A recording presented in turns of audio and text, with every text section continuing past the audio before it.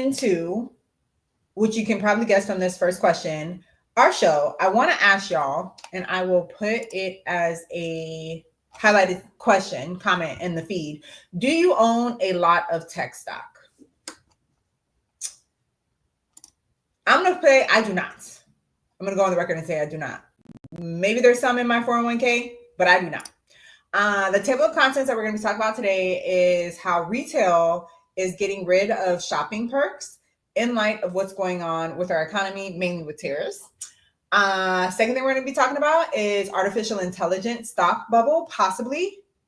Kind of like we be worried about a housing bubble. Should we be more so worried about a stock bubble with the Meta 7 and anything tech related? The next thing we're going to talk about is Chevron purchased Hess, which is telling of the oil industry and how it is doing. And the last thing we're going to talk about is gold, because we have a new development with gold prices, specifically today. So the first topic, with there being less shopping perks.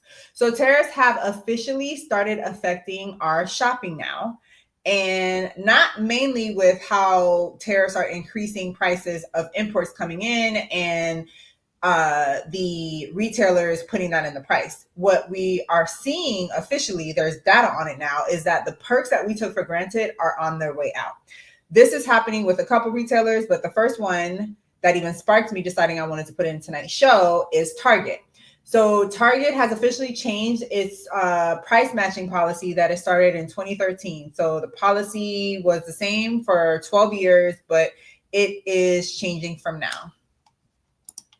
Good evening, East Boogie, to you as well. Thank you for always being here and being active. So East Boogie, do you have a lot of stock in tech? Let me know. But the old Target price match policy is that if you found a cheaper price, you could get a refund of the difference within 14 days of purchasing. And they honored Amazon, they honored Walmart, and they even honored their website. So if I buy something today at Target for $50, but I see after I bought it and it's home and now it's $35, I could go and get that difference of $15 from Target. But they don't even honor themselves anymore. And I think that is telling of the times that we're in, because you can always do that. Now, I was never one of those people like who was extreme like that, checking to see prices. I guess I never really felt like I had to. There's a lot of work that goes into it. It's kind of similar to the work that goes into couponing, extreme couponing. That takes a lot of time, and time is money. But they're not even doing that anymore. And Target's not the only one. So Walmart ended their price match policy in 2019. Hey, everybody that's in the live, please like the video, as well as let me know if you own a lot of stock in tech, and say hi in the chat. So Walmart ended their price match policy in 2019, and Amazon does not even price match at all. And I thought to think about grocery stores. So I used to work for Publix, and I do remember that Publix did have one. I would not be surprised if they're not doing that anymore. And that's because they're bracing for tariffs. So if they're going to have to worry about tariffs, they're going to try to take away a lot of things that we are used to. Some other tactics that I found out with,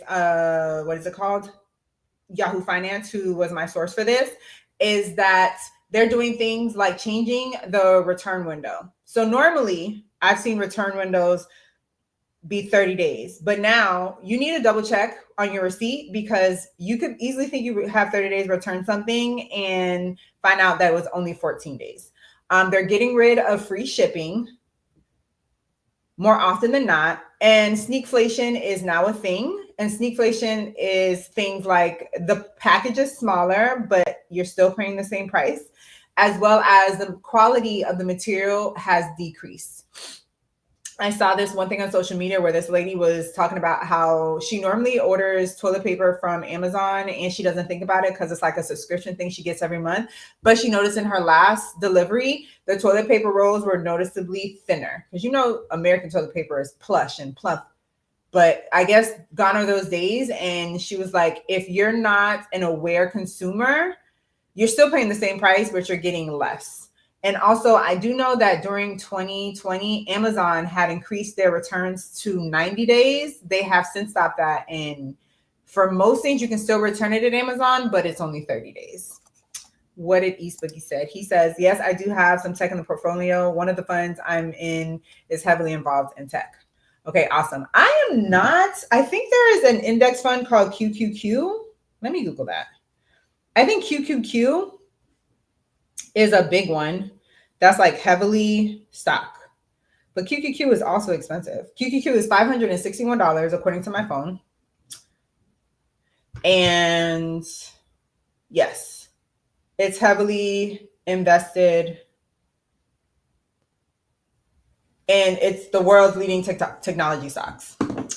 Some other things that retailers are doing to be sneaky and get rid of perks is if you do return something, they're doing this thing where they charge you restocking fees. And that would expletive me off, because if you're going to do that, I'm just not going to buy stuff anymore. And that's easy. That is easy to say in this, what do you call it?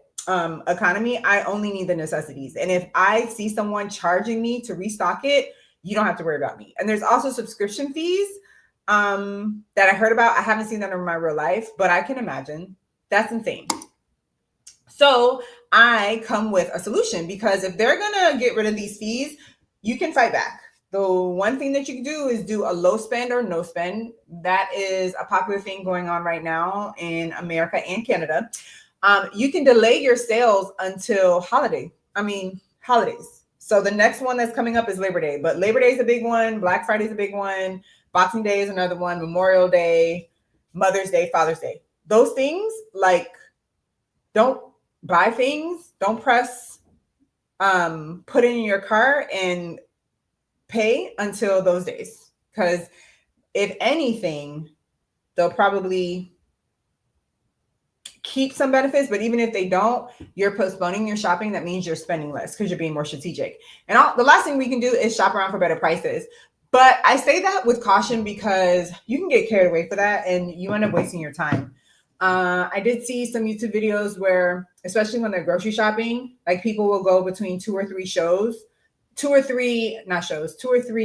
brands, like a Winn-Dixie, a Trader Joe's, and an Aldi, because they go to the different stores for different things. I'm not at a place where I'm going to do that yet, because I feel like you're wasting gas and time. And money equals time. If you're going to spend more time, you can spend less money, or vice versa. So I do think shopping around is wise, but strategically. Don't be going all over your city to save like $5, but you spent $20 worth of time and gas. Don't do that. All right. So then the next question is, do you think AI stocks are overpriced?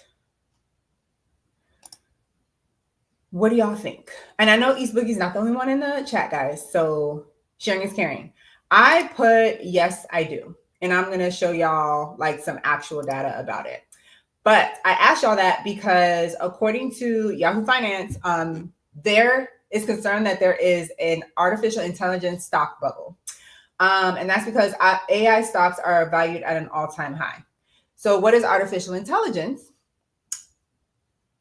And what are the positives about it? So the positives about artificial intelligence that we've been knowing about, I would say for the last 10 years, really, maybe 7 years, is that it's set to revolutionize life as we know it. We were introduced mainly at first with ChatGPT, but now we have Copilot and now we have Gemini. You can ask it anything and almost anything, and it will give you answers. That seems really cool. And mostly the positive that I see is that it's efficient and it saves you time. And for businesses, it's good for business, because if you're efficient in your business, like if you are the owner of the business, that's going to make you more money. The negatives, the drawbacks negatively about this is that it gets rid of human capital at companies. And there have been a lot of layoffs. Microsoft is laying people off. Dropbox laid people off last year. Bumble, the dating service, the online dating service, laid people off last year.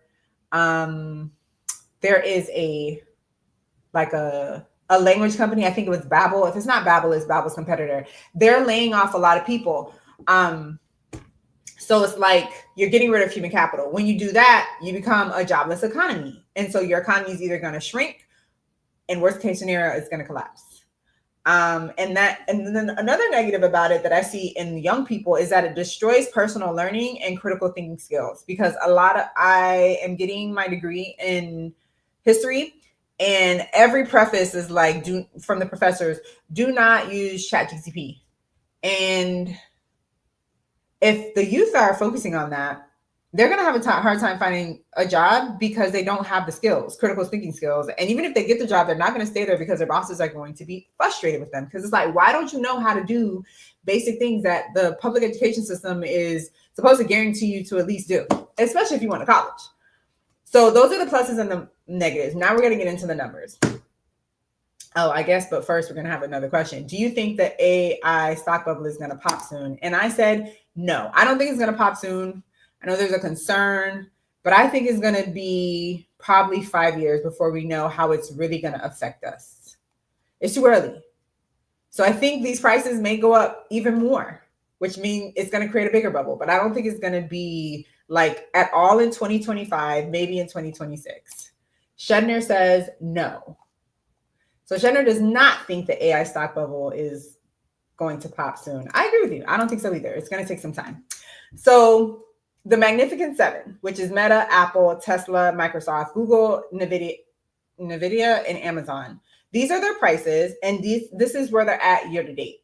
Most of them are up significantly, 20%, 20%. Google is pretty much even. NVIDIA is up 70% pretty much. Amazon's up 3%. And then Apple is down 13% and Tesla is down 15%. But these are not cheap. The cheapest one is $166, and that's only because NVIDIA split. East Boogie says, I agree. Some of the tech stocks are high.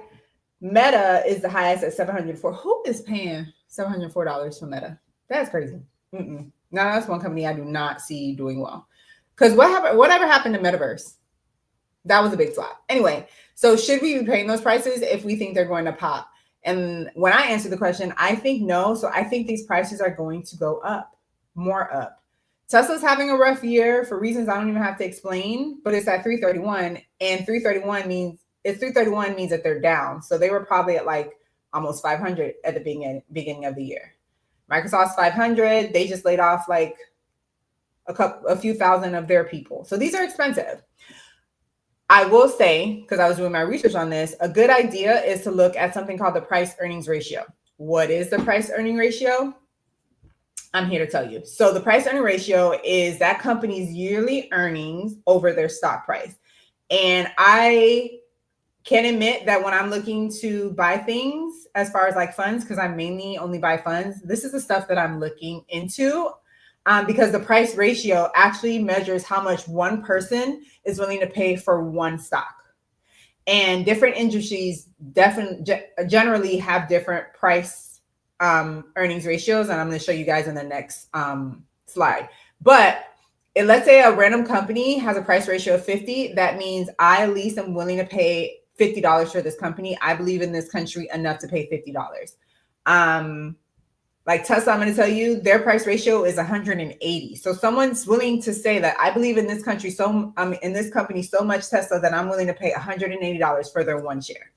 But they say if the price earnings ratio gets too big, it gets risky. And the price earnings ratio should not be too much more than the general, the word's evading me, but the general stock exchange that they're in. So NASDAQ, Dow Jones, etc.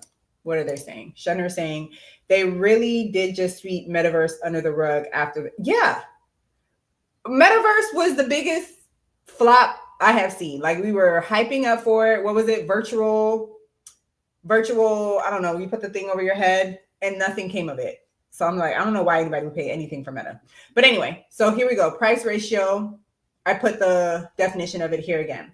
So the price, the PE ratio for Dow Jones generally is 26. So if you're looking to buy an ETF, you don't want it to be too much more than that. NASDAQ has a little bit more, it's 40. And then REITs, for example, which is the real estate investment funds that you can get, they tend to be a little bit higher at 35 to 40. If you look a little bit lower on this slide, Meta's PE ratio is 27, Apple's 32, Google is 20, Amazon is 36, NVIDIA is 55, Microsoft is 39. And the Mag 7 are in NASDAQ. So they're pretty similar. They're a little bit higher, around the 40 range. And again, Tesla's $181. So if there is a bubble, Tesla is probably that main one. Again, guys, if you're in this video, please like it for me so other people can find out about the show and come in and talk to us weekly when we do the show. So that's why they're concerned, because these things are getting higher. Microsoft is at 39, Nvidia is at 55. Everybody is loving Nvidia right now because they're a $1 trillion company at this point. I think for the first time since they've been in existence, and people are willing to pay for it, which means they have confidence. But again, we don't know how AI is going to really turn out. And there are some signs that they're getting rid of people, and people are not going to like that. And there are going to be repercussions for it. And they're also saying that Mag 7 that's in NASDAQ, the stock exchange NASDAQ, it's pulling the weight of all the other, see if I could show you what's under this thing that says slide 15. There we go, 493 companies. So those 7 small companies, well, they're not small, but in number to 500, they're doing better than the 493 companies. That seems like a lot of weight for just 7 companies. And that is something that is concerning and making people think that there may be a bubble forming that we need to brace ourselves for. The second to last topic is we're talking about merger watching and the fact that Chevron, a gas company, bought Hess, which is another gas company. This is international news. I guess the paperwork didn't have to be headquartered in America. So, I mean, that's a good thing for Chevron and Hess, because big merger companies have to deal with like monopoly consequences, and sometimes they are blocked. But this 2-year deal has finally been allowed to close, and Chevron is going to buy this company for $46.1 billion. That's a lot of money. And Paris's International Chamber of Commerce just approved the process. In this picture on the left, you can see like the biggest person involved in oil right now is ExxonMobil. They are like the leader in the industry, but Chevron is the second. And with them acquiring Hess, that makes them a little bit bigger and more of a direct competitor that I'm sure ExxonMobil does not like. And that indeed was a problem, because ExxonMobil was trying to block it. And thanks to the International Chamber of Commerce, Chevron was able to buy it, even with Exxon trying not to.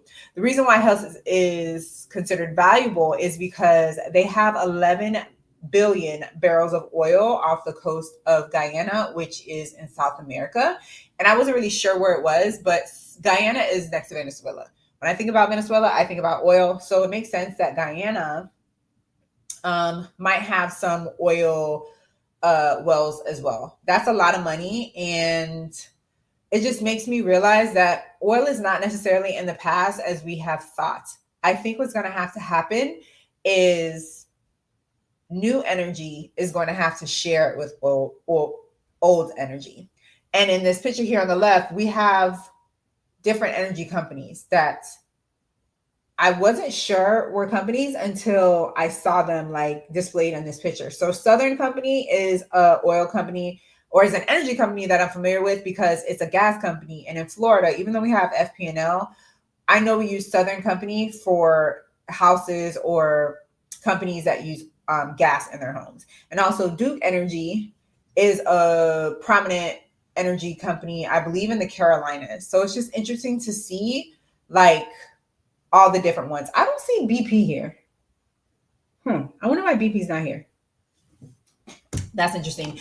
But I wanted to bring it up to show that oil is still a thing, and oil internationally more important.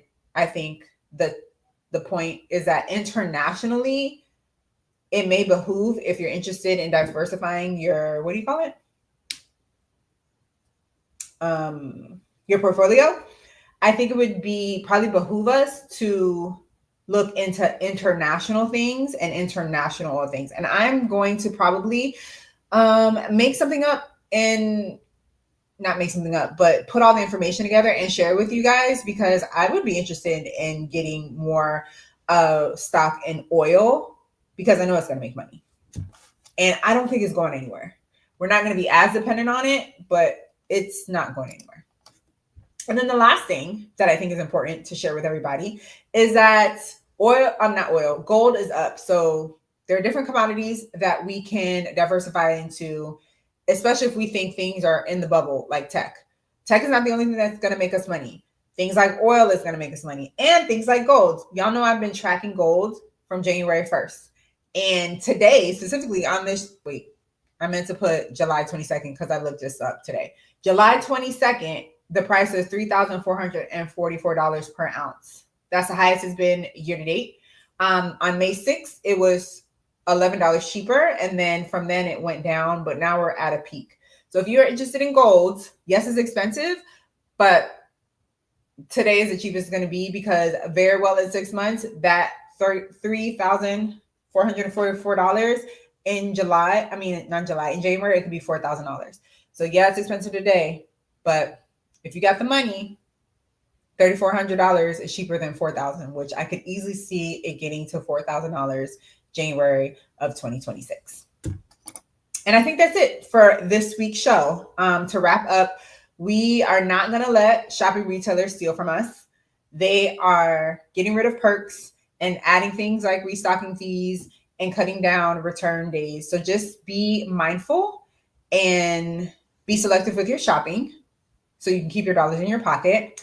AI stocks are probably overpriced at this point, but I don't think it's going to pop anytime soon. I think it's going to pop in like 5 years, but I don't think it's going to pop right now.